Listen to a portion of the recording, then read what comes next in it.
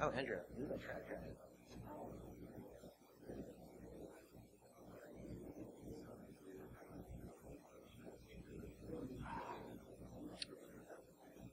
Okay, we're going to get started here. My name is Rob Bird. I'm going to be hosting your ground truth track today.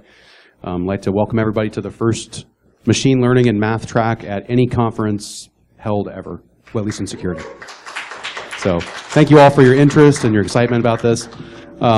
First up is Mike Roytman with Risk.io, and he's going to do a presentation here on the power law of information. So with that, Mike, we'll let you take it away. Cool. I feel really sporty in a track jacket. All right. So many empirical quantities, they cluster around a typical value. The dice rolls in these casinos, the number of reporters in the wall of sheep, the pressure, the sea level, and the temperature on a sunny day at Black Hat. All of these things have an average, and their distributions sometimes shift away a negligible amount from the typical value, sometimes maybe an order of magnitude off. But for the most part, they stay within the representative samples. So it's a really useful statement to say that it's really fucking hot in Vegas in August every time Black Hat happens, because it never really deviates from that. Even in the largest deviations, which are exceptionally rare, it can be a factor or two away. It can be 70 degrees, it can be 110. But the distribution is really well characterized by quoting its mean and standard deviation. However, that's not true for everything, and that's what this talk is going to be about.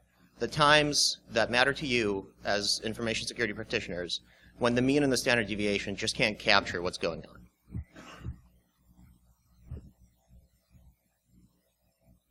So my name is Alex Hutton, and I model risk for a small too-big-to-fail bank. Last year, like every other day, I woke up and I built a risk model.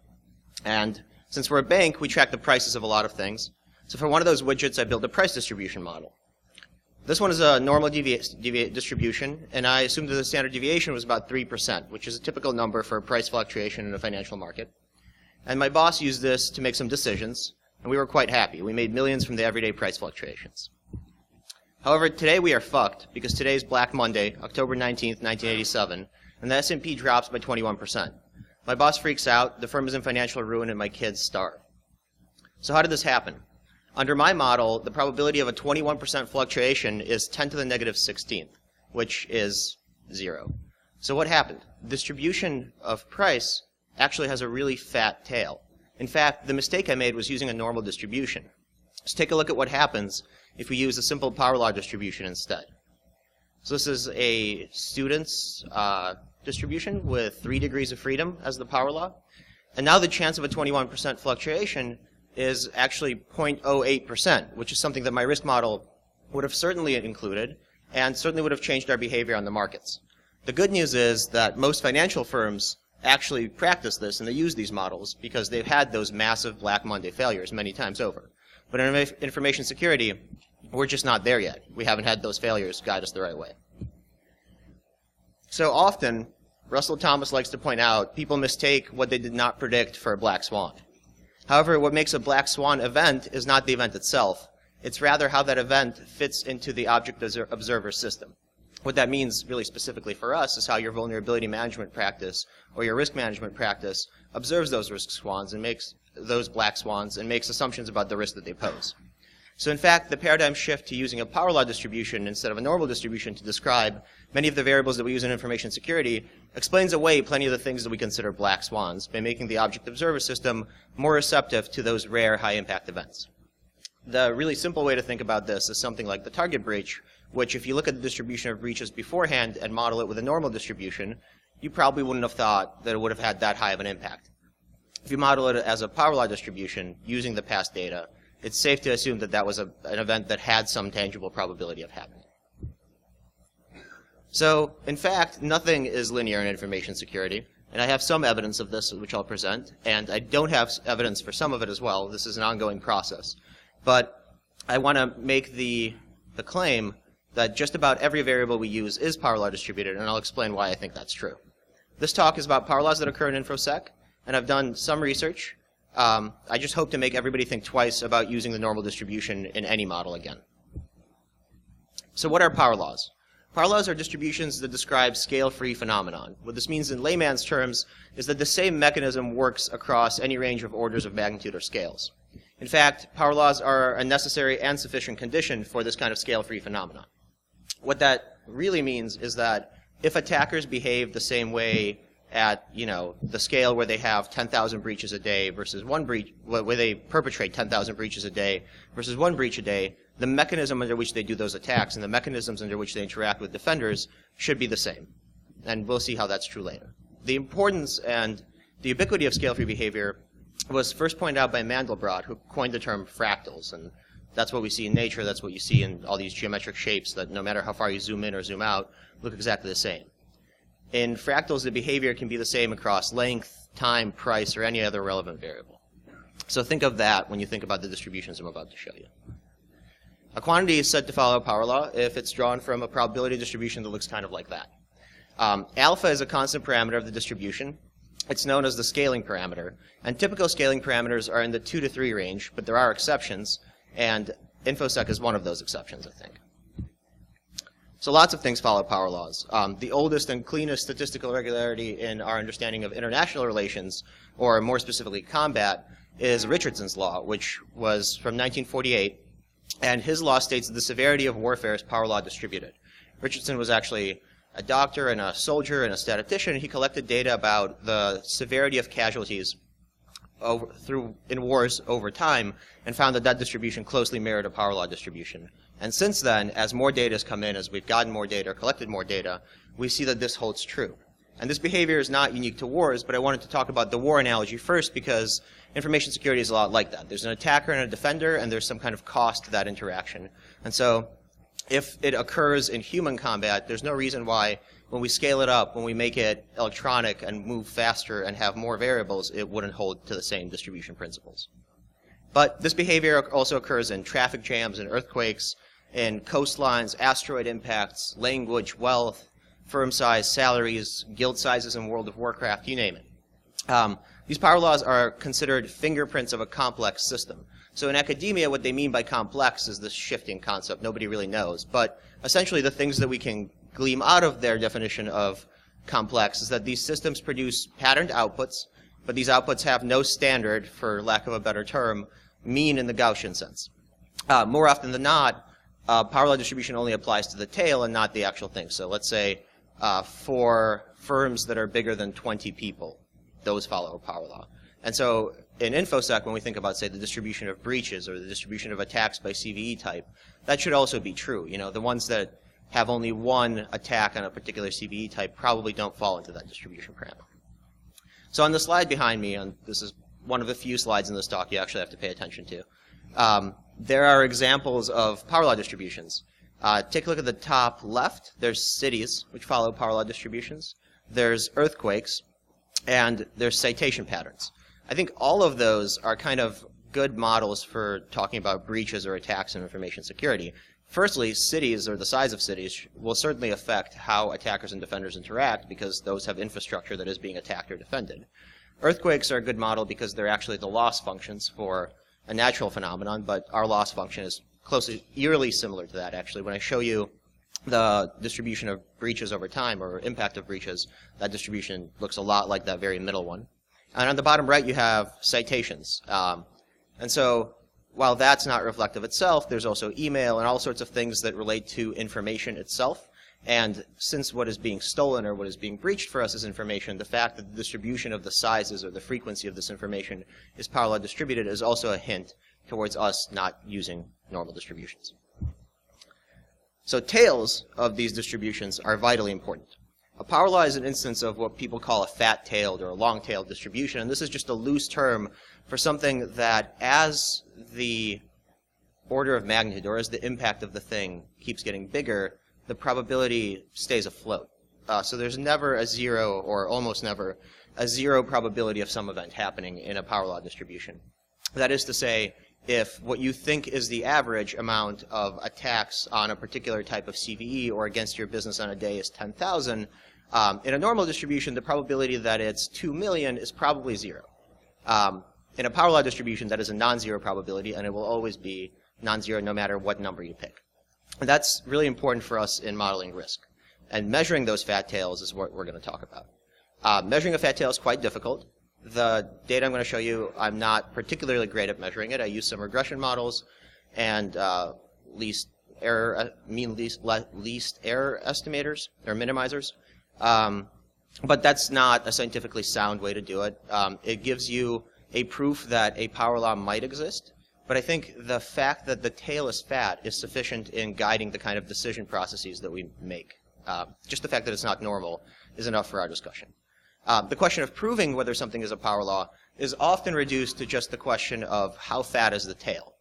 And the fatter it is, both the more confident you can be that it's a power law distribution, and the more these strategic insights that I want to talk about hold true, I guess. So here's a comparison from Russell Thomas on his blog about a normal distribution, a log normal, and a Pareto, which is an instance of a power law.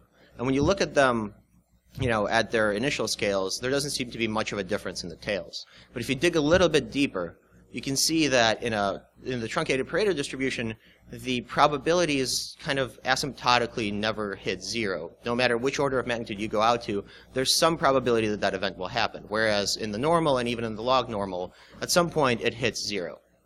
And that's the important takeaway, that you should expect the unexpected, and there's always some probability of a large event happening. But more interestingly, if you look at the mean of these distributions, as you get more data, and that's what this graph is showing, as you get more data, you can be more certain about the mean of a normal or a log normal distribution. But you can't say the same about a power law distribution. The mean follows a random walk process. You have no idea, if you get more data, whether the mean will stay the same or shift. And if you think about it intuitively in information security, that's been true over the past couple of years. We had this conception of what an average breach might look like, or we had a conception of what an average mechanism for a breach might look like. And as new methods keep coming out, or as new breaches occur, that mean shifts so wildly and moves up or sometimes down if we're talking about methods, so much that that past distribution wasn't really useful for our strategic decision making. And this is where a lot of businesses fail, because they rely on those old assumptions of what was happening rather than taking into account the new. So why does this matter? It's because when the tails are small, we can say meaningful things about the mean and also the variance of the distribution. So an interesting aspect of power laws in general, and a mathematical aspect, is that that exponent, alpha, has a really natural interpretation as well. It's the cutoff above which moment-generating functions don't exist. And so what that really means is if it's less than 2, the variance probably doesn't exist for that distribution.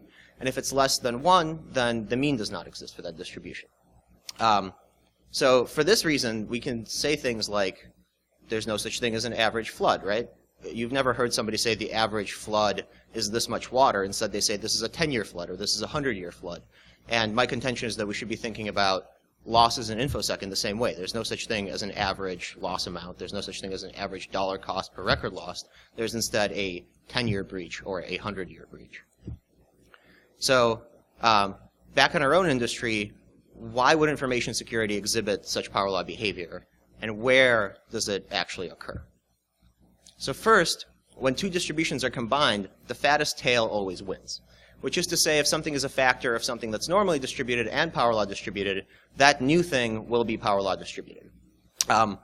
If you think about it intuitively, then the things that make up the attacker-defender interaction in information security, if they're power law distributed, so should the results. And cities, the size of the internet, even the size of terrorist attacks are all power law distributed.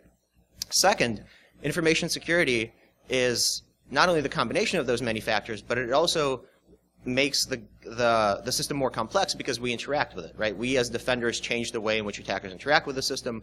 We go to these conferences and we share knowledge about it. So that has an exogenous effect on information security as well. We would expect it not only to inherit those variables, but also create this kind of complex behavior that people talk about power law being a fingerprint of, meaning that the tactics shift and the size of the landscape shifts constantly in such ways that distributions that would characterize it at a point in time don't really work. So let's talk about a couple of the takeaways that we have, and this is where I'm going to dive into the data that I have. The first law that I can prove with a lot of confidence is that breach frequency by CVE type is power law distributed. So This comes from the Open Threat Exchange, and this is data from Risk.io. And these are successful exploits over the past year. And I've grouped them by their CVE type. Why is that useful? It's because it tells you how your remediation practice should work or how you should think about the metrics in that remediation practice. So the chance that a particular CVE has a high breach volume is substantially higher than we previously thought, is what this tells us. It's just like in the Alex Hutton example that the SAP drops by 21%. You would underestimate it significantly if you were to say a new CVE came out and, based on the prior distribution of CVEs, chances are the risk that it poses to my organization falls somewhere in this range. That's just not true, and the assessments have to be done as they come out and in terms of other data, namely about what's happening in real time.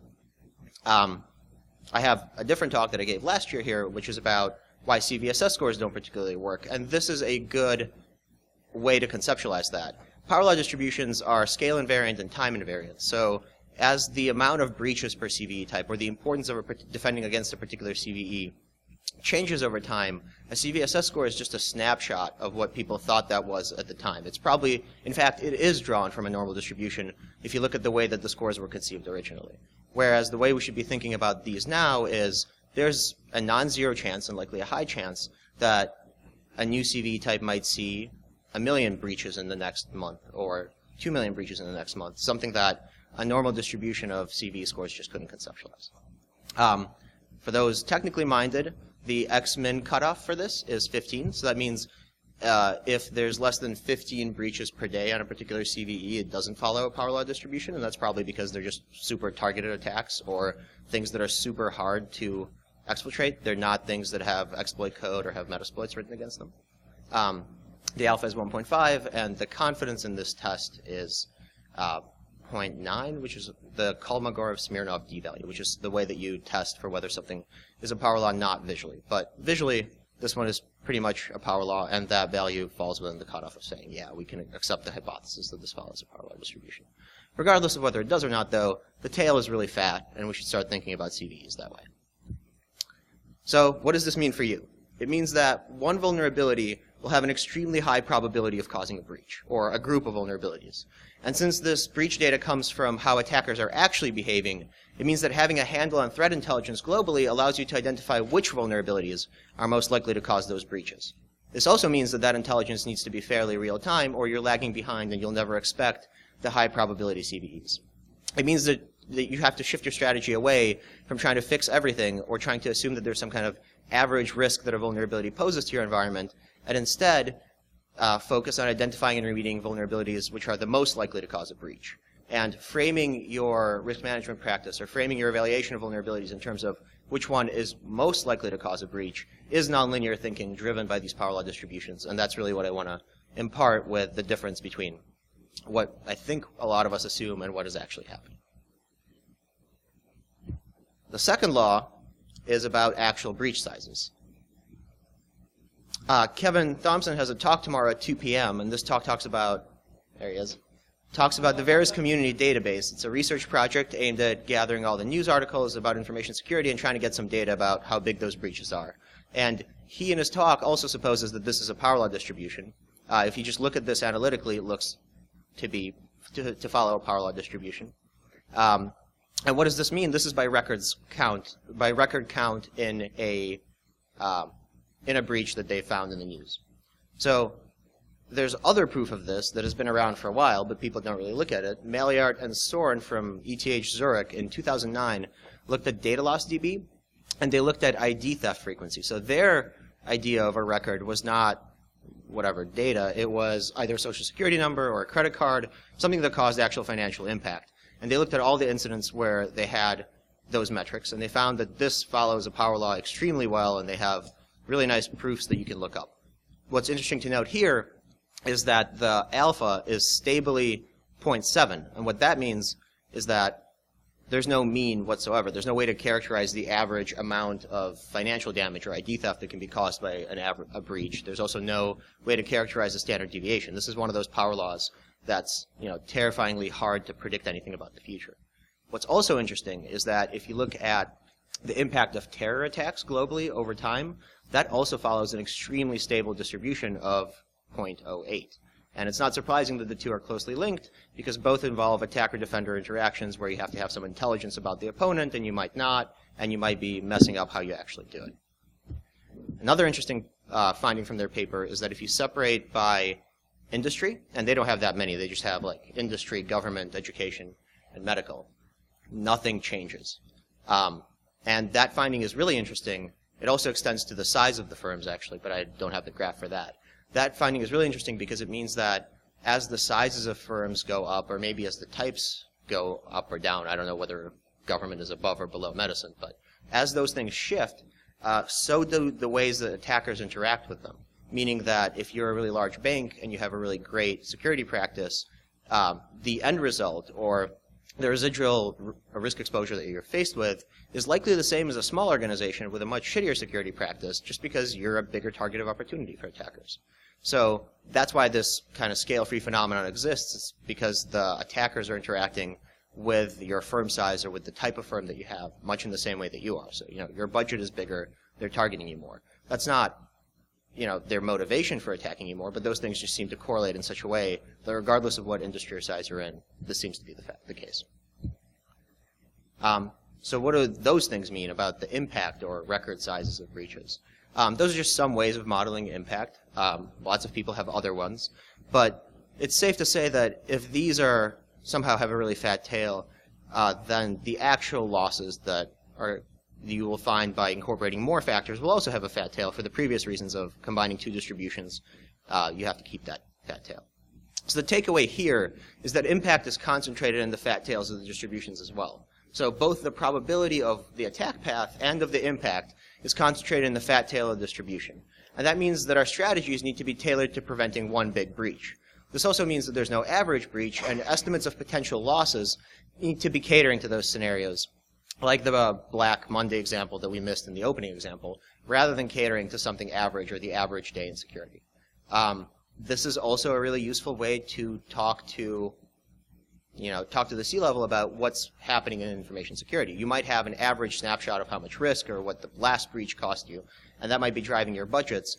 But the real argument is that that's not descriptive of what might happen tomorrow, and that's not descriptive because we have a lot of data about how that's shifted over time and how those distributions look. And the last takeaway is that the breach frequency by day also follows a Powerlaw distribution, eerily similar to the CVE distribution. So what this means is that the amount of breaches or successful exploits that happen on any given day, also the highest frequency things are concentrated in the fat tail of this distribution. And the combination of these three things, I suppose, means that both the vector by which you'll be attacked, the impact of that attack, and the frequency of how those attacks happen have no average value and are concentrated in the fat tails of the distributions. That means that your strategies need to shift accordingly. And I have some of my own ideas as to how those strategies should shift, but Russell Thomas writes an excellent blog post about it, and I'm going to go through the points of his that I think are the smartest about what fat tails imply for analysts and decision makers. So his first point is that the methods of statistical data analysis that are frequentist or based on historical data need to be augmented by other things. I think this talk, or the data in this talk, is one of those other things that you could augment your frequentist analysis with. You could say, historically we've seen this, but Roytman gave a talk last year at BSides, and it indicates that that historical picture is not sufficient to capture our simulations, or to capture what will happen in the future. The next point is that you could also run simulations to augment it. You could run lab experiments or just use subjective probability estimates, of which this is probably one. The second recommendation he has is to resist using colloquial terms like average, typical, worst case, and I think I've tried to drive that point home throughout that talk, that those things just add confusion and misunderstanding, and most importantly, they add an underestimation of the amount of risk that you're dealing with. Communicate and decide using quantiles and not summary statistics. So the mean and the standard deviation don't mean much in most information security settings. And so saying something like, the probability of a 10-year breach is this, or the probability of a $100 million breach is this, is a lot more useful than saying the average one has some fixed dollar amount assigned to it. I then put some effort into estimating what the fatness of that tail is. And so there's a really nice R package called Powerlaw that you can just throw in a bunch of the data like I did, and it'll give you good outputs that you can then think about whether it's an actual Powerlaw or not based on your understanding of the data. But more importantly than this, just try to see if you have a distribution of something that you're dealing with, or you have some historical data, plot it out on a log-log scale, try to see if it actually has a thin or a fat tail. It's intuitively really easy to tell, and if it's closer to the fat tail, then you're probably making some assumptions using that data that shouldn't hold. And so let's talk about the 4 things I've written up there. They're like the only things that I've written on the slides whatsoever. Investing time to fix 100% of your vulnerabilities is just a terrible idea. You need to model your risk differently because the way that you end up dealing with the residual risk indicates that you're modeling it poorly. It indicates that those large probability breach events keep happening and keep growing in size, and the impacts keep growing in size, and the attack paths keep changing in such a way that there's always more there's constantly large numbers of automated attacks happening on different CVEs. When the big loss event happens, only one or a few vulnerabilities will be exploited, and to stay ahead of them, what you need to do is you need to fix a portfolio of vulnerabilities that try to encompass the things that you think are in that fat tail of distribution. That way you're driving down risk the most. So to think about this strategically, you know that the things that are most useful to attackers, or the things that frequently are gaining them the biggest impact and the most success, are somewhere in the fat tail of the distribution, and you need to find ways to characterize what resides in that fat tail. So interestingly enough, the historical quote-unquote data analysis that I did in drafting these distributions tells you which of those CVEs have the highest breach counts, right? That comes from a bunch of threat intelligence that we have at Risk.io that tells us that looking at the landscape, the things that are in the fat tail of the distribution are this. There are other factors that you might use to figure this out. So let's say you analyze your network traffic and you find that there are some things that are happening a large amount of time that are targeting something specific. That might give you a clue as to what things are being most successful, or similarly, what things have been most successful. So the last thing that I want to leave you with is that I've shown 3 facets that I think are important, and they're important to vulnerability management, they're important to risk management. That is probability, or attack path, attack impact, and attack type. And those things, while I might have some proof that they're Powerlaw distributed, are not the only things that are. Meaning that likely the reason that I'm finding these things, and likely the reason that I can give you statistical analysis that proves or doesn't prove that it's a Powerlaw, is that the system is complex in such a way that most things in it are Powerlaw distributed. So never use an average metric. Think about how it's distributed and realize that something like average vulnerabilities closed, or average score reduction, or the average attacks per days probably don't mean anything because the system interacts in a statistically complex way where those types of statistics just don't apply.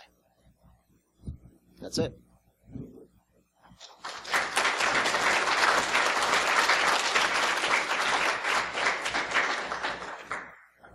Okay, so we're going to move on to questions. I have t-shirts for questions. And he has t-shirts for questions. And I'm spilling So my beer. if you have a question or just want a t-shirt, ask a question. And I'll give you this microphone so you can be heard.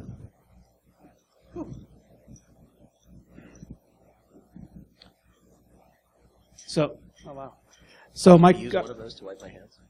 Sure. Yeah, go ahead. Okay. So my question is, you talk about talking to the C-level, and one of the things that you constantly hear back from the C-level is, you know, they want the average because they want to know how much to spend. How do you convert that into a spend? Right. We can go back and go, yeah, you've got to pay attention to this, and this is the real metric we should be using. But from what it sounds like, I need infinite spend, and they're not going to like that. Yeah, I don't think it's infinite spend, right? These things approach some kind of asymptotical zero or don't really ever hit that zero. But I think you could say that realistically we're not concerned with the $1 billion loss because our company doesn't cost that much. The most, like you say, the most we could ever lose is this much. And if we model our losses as a Powerlaw distribution leading up to that, just cut it off there, find the area under that curve, that's the amount. And I think if you look at that, that amount will be orders of magnitude bigger than what you're currently dealing with. And I think the easier way to convert it is just to say, look, I modeled this one particular point. And here, like the example I gave at the beginning. So here's the $100 million breach on the distribution I'm using to tell you the average. Here's what it is if I can't really convey that average to you. Tell me how you want me to act, right? And So basically how much money you want to lose. yeah, exactly that. And I think the argument that this talk makes is that you're going to lose a lot more money than you think continuously throughout the Fattailed. Thank you. Kim?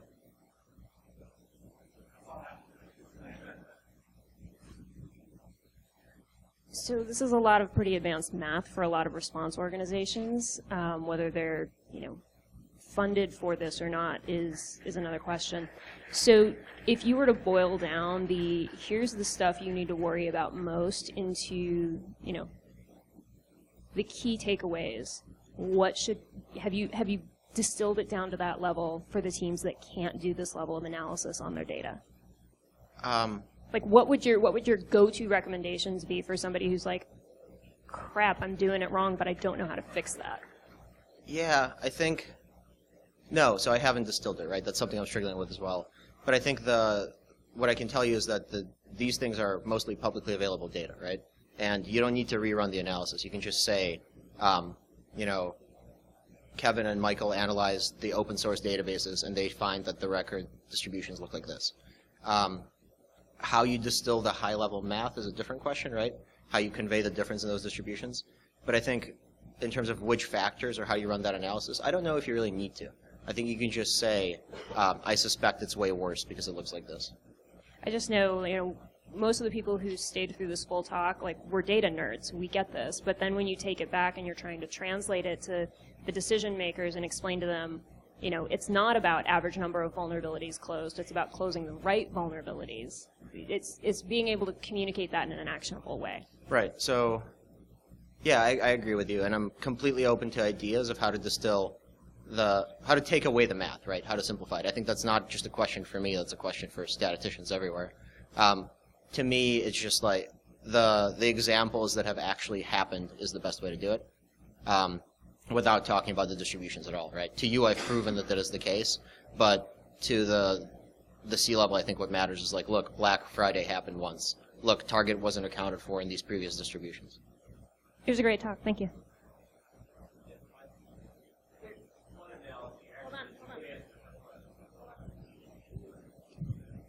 I think actually the flood analogy and things that non-security professionals understand by analogy is the real answer to her question. In other words, don't even deal with the math, basically. The takeaway is something else in their lives they understand and they've had experience with that basically are dealing with what they would consider to be rare events that really aren't that rare. Yeah, and actually, as you said, the earthquake one is really good too because it has a scale built into it, right? So you could say, on our security Richter scale, we're looking at this. We're only going to focus on these. Okay, so I'll give you 2 questions. You can answer whichever one you want. I'll try to answer both. Maybe. So do you think that there's a relationship between the Powerlaw distribution and paths through a graph? That's the first question. The other is, what do you think the relationship is between the existence of Powerlaw distributions in information security problems and free will or rational actors, kind of those economic concepts? Those are both really good questions. So to the first one, I don't know enough graph theory, right? I think that question actually has an answer that we could Google.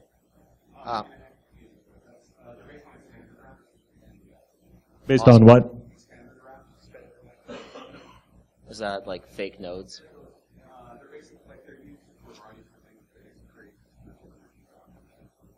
Okay. Oh, wait. I have a list of references here, and one thing that will answer your... Well, like if you want to do this or something, there's more too, but feel free to email me. The last one, the Dan Geer talk, he actually talks about the node network of the internet and how it propagates itself. And so one of the arguments that he makes for why malware or for why attacks travel so well and follow a Powerlaw distribution is because of that those node connections. So the things that make the internet really good are also the things that make the internet really good at being bad, essentially, is the argument there. In terms of, are these power laws economic? Yeah, I think so, but I also don't know if there's a real answer to whether economic power laws are economic or factors of city-state power laws or, naturalistic power laws and, like, where you can build a city and how big can it be. Hi. So I'm somewhere in between statistician or data scientist and an instant responder. So my question is pretty much along the lines of within InfoSec, given you talked about all the different industries and different use cases, how they still generally follow a power law. But even within InfoSec, given that there's different spheres, like within the kill chain, there's different things to look at over there. Have you kind of spliced it into that level granularity and seeing like that type of analysis and breaking down your data, or is it just pretty much here's us overall sum of what we're looking at? Correct me, stop me anytime if I'm misunderstanding the question. But I think when we talk about breach impact, that's the terminal distribution. That's the one that's the combination of all the previous ones and all the previous steps of, like, how did your incident response team do? How did your vulnerability management team do? How did dev interact with this environment? The end game of that is the breach power law. And if that one follows a really fat tail distribution of 0.07, there are other factors that are contributing to fattening that tail, which means there's some step in that kill chain that's causing it to be such a fat tail. What that is an awesome thing for us to find out in the next 10 years. Okay, that's pretty much the question. Like within the kill chain, does that take into account, like, is it mostly Right, so I don't take that into account, right? I work in vulnerability management. That's the data I have. I can tell you that our power laws seem to be about at a 1.5 coefficient. They don't have standard deviations. They might have a mean or might not have a mean. The terminal ones are 0.07. So there's something else in the kill chain that's probably worse than vulnerability management. Mm-hmm. Okay, cool. Thank you.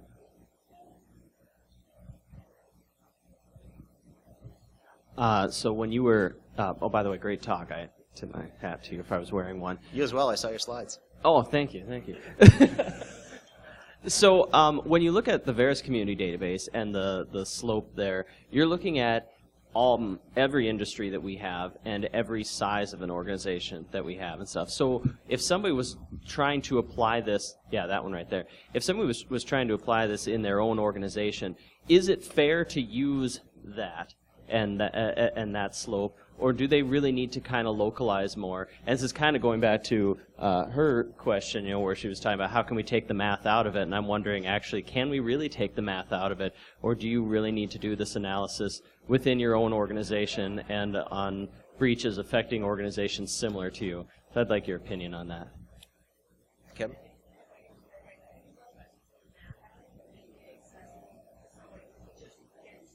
Right. Right. Right. So I'm going to give you two answers. The first one is one I disagree with. But so there's a theoretical argument that I make at some point here, and it's like, look at these other people have found that the power laws are consistent throughout industry, so you shouldn't really worry about it, right? We found this factor across industries, and also there's another argument that says that you can decompose them and they'll stay the same. And then, combine those two logical things into a syllogism and you're good to go. I don't really agree with that in practice because, I would prefer to have data about those things. So that's the kind of shitty answer of yeah, it applies to everything. But the better answer is that what's awesome about power laws is that they're scale invariant.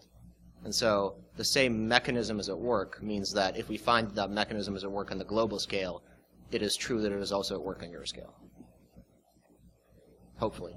If we prove them correctly, right? We could be completely wrong about the power law. It's actually something else, and then for you, it doesn't work that way. Okay, I actually have a question myself. So you mentioned that we shouldn't use averages, and of course that's true of essentially using that centrality estimator for anything that's not a normal distribution, right? So you shouldn't be using averages for anything that doesn't have a bell curve shape anyway. But doesn't the field of robust estimation, like using medians, you mentioned using percentiles or quantiles, which are of course derivative of the median, doesn't that generally provide a tool that can be applied kind of generically? I mean, obviously medians are the safest centrality estimator out there. That's why For example, the U.S. Census has changed to using medians for all their centrality estimation. And there's some pairwise, as a follow-on question, there's some pairwise distance-based. There's something called the Crew-Roussois estimator for anyone that's touched that. That's based on basically, just taking the pairwise distances between all your points that can give you a notion of dispersion over any data set. It's a robust estimator of dispersion. So it works on single-tailed, it works on fat-tailed distributions. I was curious if you've touched on any of those kind of median estimation problems. I think I just conceptualized what you meant by the point one. I don't really see its inherent value right now, but that's just because it's the first time I've heard of it. But quantiles, yeah, I think the easiest strategic thing you can take from this is use quantiles instead of averages, and you'll be better off right away. To say this is in the 90th percentile of things that pose risk to us or things that we should be fixing is what I'm trying to advocate for here, right? I think that's the solution. Yeah. And I think what I see with a lot of our customers and what I see with a lot of literature that I read in InfoSec is people are still using averages. Or they're using metrics that presuppose that the average is a good outcome, which is not true. I'd like to see somebody talk about the 90th percentile of vulnerability close rates as their metric for operations, but it just doesn't happen. I mean, I recently reviewed a paper where somebody was actually using the average and the variance for a Zipfian distribution, which is just absurd, right? So I understand the problem, but it is definitely broad spread, and it kind of makes you wonder if security got into the practice of being careful with its use of stuff like medians, we would probably save ourselves a lot of pain at the end of the day, trying to communicate messages. Because, I mean, CEOs understand medians, right? They understand this kind of basic stats, quantiles, percentiles. So I think there's also a good distance estimator between what you said and what was said here. It's that, we need to figure out the method that replaces the average that is also the most simple and most accessible. Okay, are there any other questions? Sorry to hog the mic there. Okay, well, let's thank Mike for, oh, wait, we had one in the back?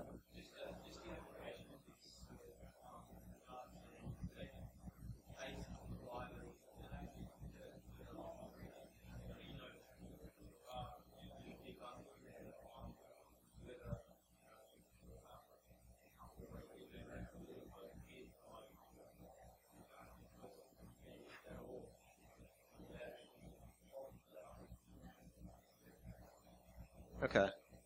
No, I have not. And intuitively to me, the losses that I'm talking about are not organizational losses that happen after the fact. They're actual loss of data or records, right? That's why I'm never talking about dollar amount. Well, I said it in my talk, but it was like a reflexive instinct to talk about dollar amounts. I think the translation from a breach, what the breach actually did to your organization, to the dollar amount is a question that is better saved for the keynote. I know nothing about that. Or for that dude. Just a comment on that, having read some of that research. Don't confuse the fact that you actually have material long-term impact, the fact that they do not have impact. They still lost $250 million in that breach. That's pointing people nuts, right? So it's just not, it just didn't scale with the other losses that they occurred business quarters from having closed down stores and all the other factors that went along with the depression in stock market. Target, similarly, the market's built in a $1.2 billion negative valuation of Target for the years, but as you look at the breach, sure, that's a cost. They were also suffering costs of failure in Canada, right? So it's not easy for to take that external-based research versus internal-based research, where a good research is to do very rough pseudo-activity-based cost analysis around that cost. You get that $250 million cost. Then it's up to executives to say, yeah, I care about that or I don't. Or that's a bad day, but it's not my thing. Here's some money to reduce that investment. To reduce that risk as an investment. I don't know if I heard your question correctly, but that is very different.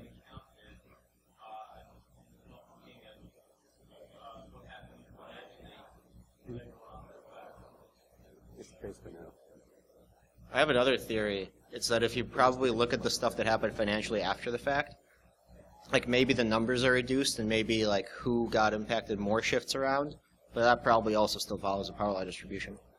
Because the ways that firms deal internally with that actual loss is subject to the same problems of distribution analysis. Hey, great. Well, let's give Mike a big thank you, and we'll go on stage.